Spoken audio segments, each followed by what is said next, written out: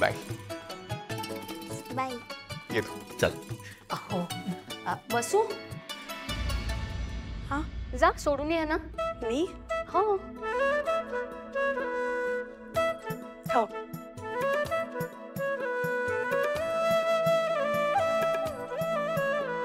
चला. अहो ते मी आले लगेच. 2 मिनिटात. जाऊ नका, गाडीजवळ थांबा. आले लगेच. मी बाहेर थांबतो. कळतंय ना. मी पण बघितलं.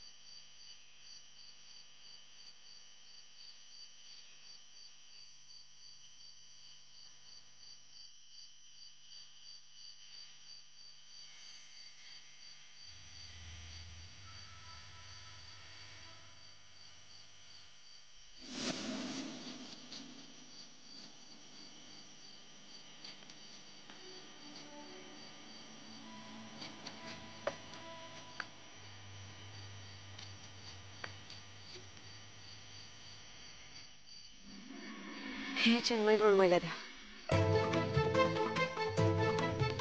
हे नक्की. हो. हे नाही काय. हे नाही. हे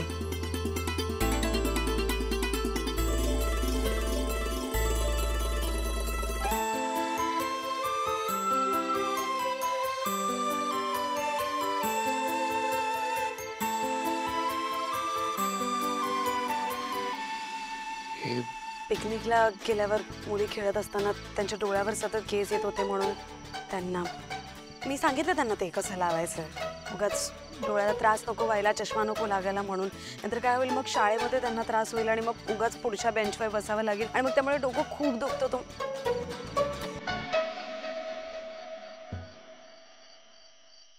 देतो.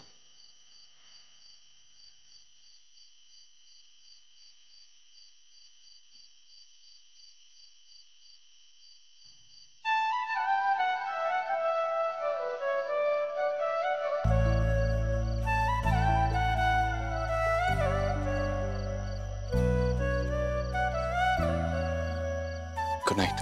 Good night.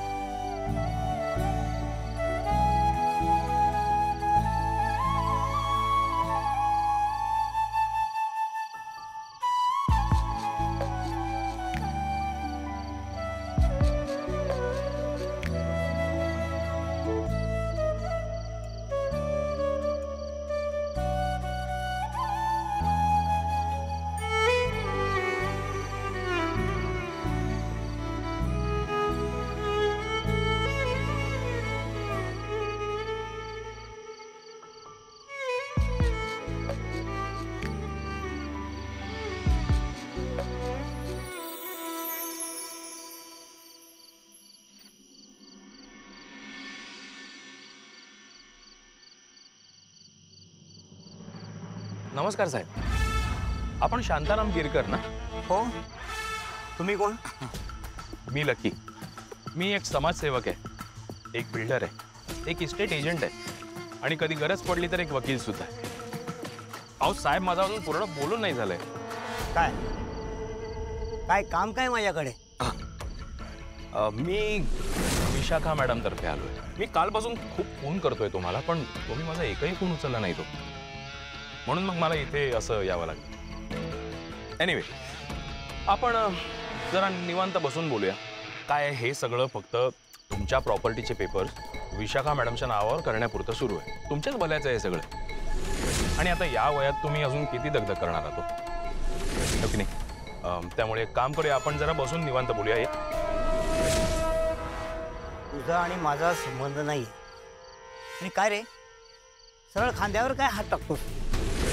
आणि हे असं गल्लीबोळात गाठून बोलणाऱ्या माणसावर मी मुळीच विश्वास ठेवत नाही. बापरे सर, तुम्ही तर खूपच चिडला तो. कसं आहे ना, विश्वास तुम्हाला ठेवावाच लागेल, आज नाही तर उद्या. कारण खरंच सांगतोय मी, हे जे काही आहे ना, हे तुमच्याच भल्याचं आहे. माझं भलं मला कळतं, तू नको शिकवूस माझं मला भलं. अरे तुझ्या त्या विशाखा मॅडमनं जर माझ्याशी बोलायचं असेल ना, त्यांना म्हणावं तिकडेच काय बोलायचं ते बोला, एकदाचं सूक्ष्म मोक्ष लावून टाकू. पण असं तुमच्यासारखं गली बोलत कोणाला पाठवू नका म्हणावं, नाहीतर पोलिसात तक्रार करेन. अहो नाही नाही साहेब, अहो साहेब, माझा ऐकून तरी घ्या. आपण चहा घेता घेता बोलूया ना. कमाल आहे यार, माझ्या बरोबर कोणी चहाही घ्यायला तयार नाही. काय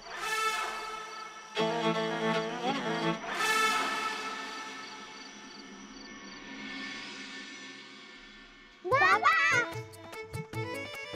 तू आलास ते किती बरं झालं. आम्हाला झोपच नव्हती लागत. बाबा, तू एवढ्या रात्री कुठे गेला होतास? ते मी ना बनीच्या आईला भेटायला गेलो होतो.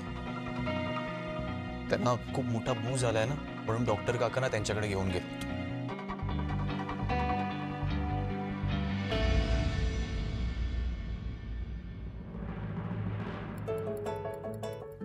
बाबा, आम्हाला खूप वाईट वाटतंय.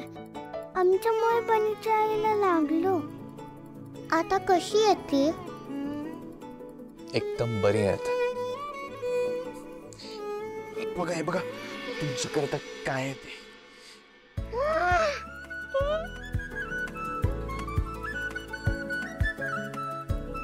बाबा, क्लिप्स किती मस्त आहे. स्टाईलही छान आहे. बाबा, तू आमच्यासाठी प्रेमाने घेऊन आलायस. हे मी नाही, बनीची आई घेऊन आलं तुमच्याकरता.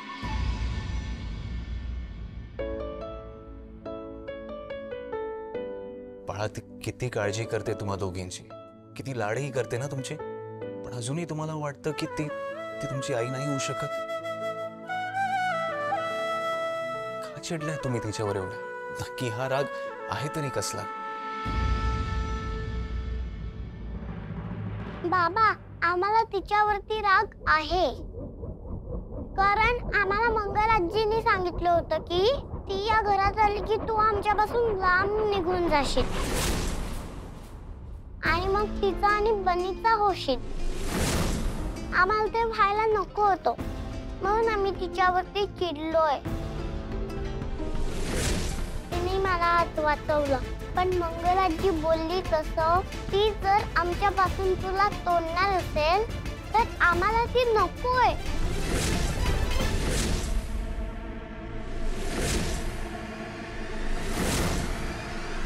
आत्या, मंगल आत्या, आत्या बाहेर आहे. काय रे, काय झालं एवढं? हा, काय रे बाळा, काय झालं? आकाश, काय रे, काय झालं? अरे काय आत्या आहे ती तुझी, कशाला एवढं ओरडतेस तिच्यावर? कारणच असं घडलंय.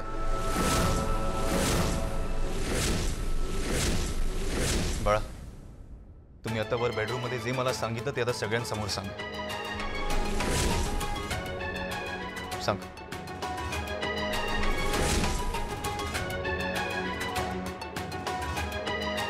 आजोबा, आत्या आजीने सांगितलं जिंकलं की नवीन आई आली की बाबा आमच्यापासून दूर जाणार असं म्हणाली ती.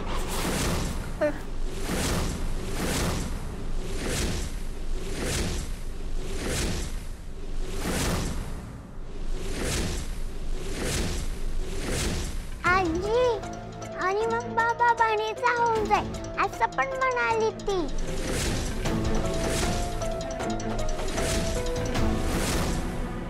बाबा आमच्यावर प्रेम नाही करणार म्हणून आम्ही बनी आणि त्याच्या आईशी वाईट वागत होतो. आम्हाला नकोय की आमचा बाबा आमच्यापासून दूर जावा.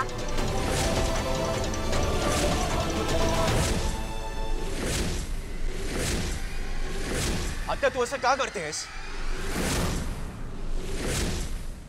आकाश, 7 वर्षाच्या माझ्या मुली, त्या काही चुकीचं वागलं तर आपण त्यांना ओरडतो, त्यांच्यावरती चिडतो. आणि जर आपणच त्यांच्यावरती चुकीचे संस्कार केले तर त्यांच्यावरती चिडण्याचा काय हक्क आहे आपल्याला? आणि बाबा, त्यांच्या चुकीच्या वागण्यामागे जर आपल्याच घरातली माणसं असतील तर मी तरी काय करू? आता सांग ना, तू असं का केलंस?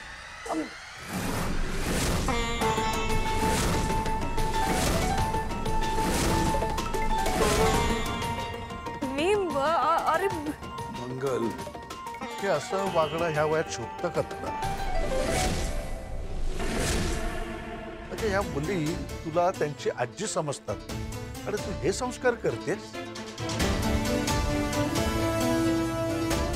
घरात येणाऱ्या नव्या मुलीबद्दल तिच्या येण्याआधीच काळवीर सांगतेस.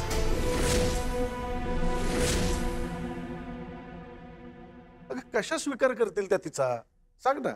अरे दादा नाही, मी खरंच असं काही केलेलं नाहीये. माझ्यावर विश्वास ठेव तू. आकाश, खरंच मी नाही केलं असं काही. तू कोणावर विश्वास ठेवतोय? या दोघी मुलींवर? पहिली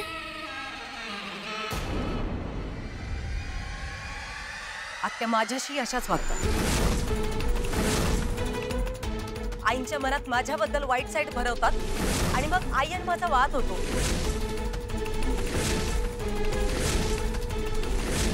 हो, आत्या आजी माझ्यावर पण सतत डाऊट घेत असते. मी कुठे जाते, काय करते याच्यावर विश्वासच नसतो तिचा. आत्या मला पण नेहमी हिडवत असते. कोणतंही लहान सहान काम करायला गेलं ना की तुला हे जमेल का, तुला हे जमेल का असं बोलून माझा कॉन्फिडन्स लूज करते. माझ्यावरही सारखं लक्ष ठेवून असतं. फोनवर कोणाशी बोलतोय, कुठे जातोय, काय करतोय.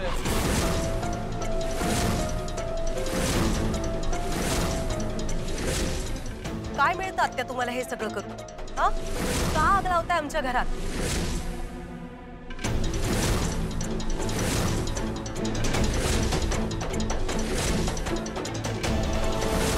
आमचं घर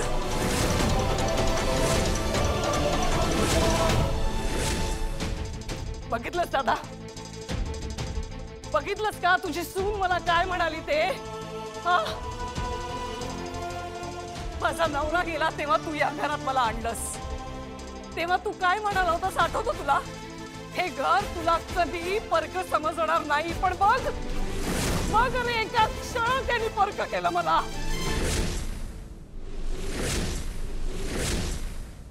का आणलंस रे दादा तू मला या घरात? का आणलंस? गेले असते मी कुठेही, राहिले असते ना एकटी. का आणलंस तू मला या घरात? का?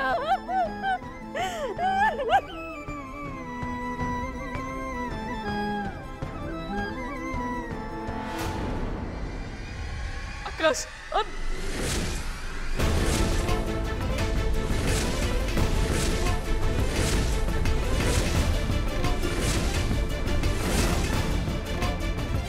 मी पोरगा म्हणून तुला जवळ करावं आणि तू मला दोन लुटावस.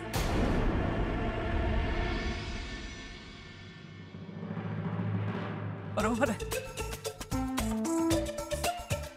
आकाश. रे तुझं लग्न व्हावं म्हणून दिवस रात्र मी देवापुढे प्रार्थना करत होते. तरी तुला असं वाटतं की हे सगळं मी केलंय?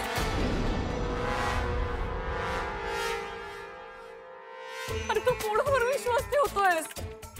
या मुलींवर?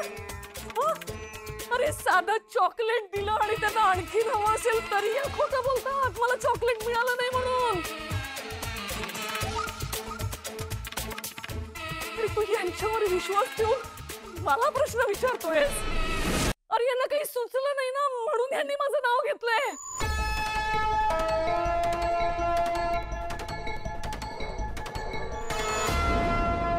आणि तू ग घरातली सून आहेस ना तू?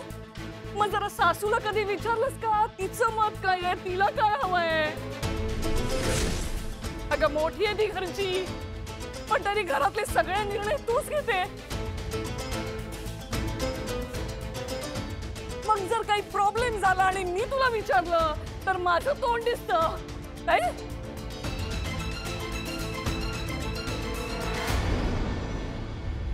आणि तू रे बाबा लहानपणीच्या सगळ्या गोष्टी विसरलास तू?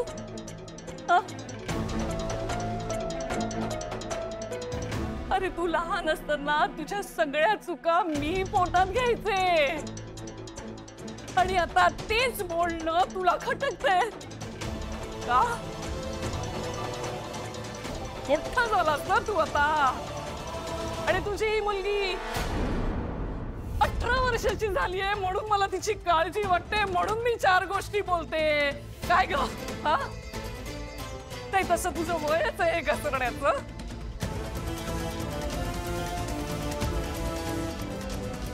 घसरणं म्हणजे काय कळतं का तुला? नाही कळणार. यांनाच माझं बोलणं कळत नाहीये तर तुला तरी काय कळणार? तुझी आई कुठे कुठे लक्ष देईल म्हणून मी तुला 4 गोष्टी विचारते ग. कुठे जातेस, काय करतेस काळजी पोटी, पण तुला ते लागतं. हे जर तुझ्या आजीने तुला विचारलं असतं तर तू हिला उलट उत्तर केलं असतंस का? काय ग हिने तुला उलट उत्तर केलं असतं? तू झाली असती तिच्यासाठी वाईट नाही ना? बाबीस का? आणि तू रे तुला दादा एवढं काम करतो त्याला मदत कर जरा. मित्रांच्या मागे पुढे नुसतं फिरत राहू नकोस. मोठा झालाय कामाकडे लक्ष दे. हे तुझ्या काळजीने मी बोलते ना. मग माझं बोलणं तुला एवढं वाईट का वाटतं? घरातल्या सगळ्यांचा मी विचार करते, घरातल्या सगळ्यांवर मी प्रेम करते, पाया लावते, पण कोणालाच नाही दिसत माझी माया.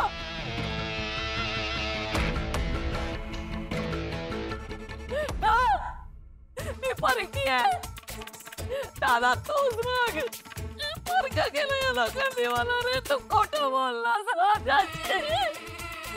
दादा. तू खोटं बोललास माझ्याशी. मी या घरची ताई आहे. मी परकी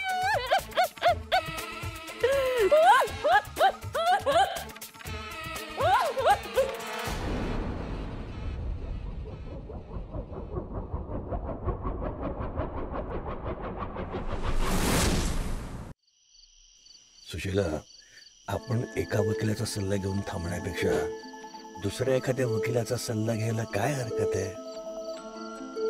हो, पण दुसरा कोणी चांगला वकील आहे का माहितीतला तुमच्या? हो आहे ना. म्हणजे मी माहिती काढली आहे. केळकर नावाचे वकील आहेत. ते म्हणजे प्रॉपर्टीच्या केसेसच बघतात. आपल्या नर्सरीच्या बाजूला ते हार्डवेअरचं दुकान आहे ना, त्यांचे मालक सांगत होते की त्यांची कुठली तरी केस त्यांनी जिंकून दिली आहे. आपण उद्या सकाळी त्यांच्याकडे जाऊया. मी 10:30ची अपॉइंटमेंट घेतली आहे. आपण त्यांना या सगळ्याबद्दल विचारूया ना. हो, पण तुम्ही त्या केळकरांबद्दल नीट माहिती घेतलीत ना काढून? अर्थात. कोण केळकर वकील? कोणाविषयी बोलताय? काय काम आहे त्यांच्याकडे? अगं काय, सकाळी नर्सरीत एक केळकर नावाचे वकील आले होते. बऱ्याच विषयांवर गप्पा मारत होते. तर मी त्यांचा फोन नंबर त्यांच्याकडून घेतला की पुढे मागे कधी आपल्याला काही गरज लागली तर त्यांच्याशी बोलायला. बाबा, ही मोठी मोठी माणसं तुम्हाला कसे काय येऊन भेटतात? तो नर्सरीत दिवसभर नर्सरीत असते, मला कुणी येऊन भेटत नाही. मी पण काय बोलत बसले. तुम्ही इथेच गप्पा मारत बसणार आहात का? चला ना, झोपायची वेळ झाली. अगं तू हो पुढे, आम्ही आलो लगेच. बरं.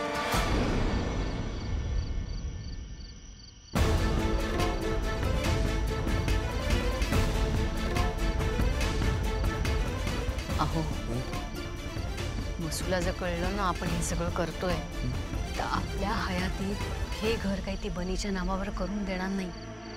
सावध राहायला हवं आपल्याला.